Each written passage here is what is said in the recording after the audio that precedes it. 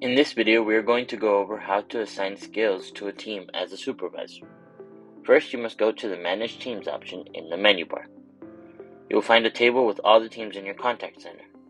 You must click on the name of the team that you would like to assign skills to. Click on the Team Skills tab to see the table of assigned skills that this team will have assigned.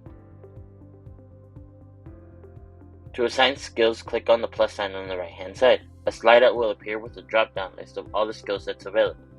After selecting one skill set, you must select a specific skill.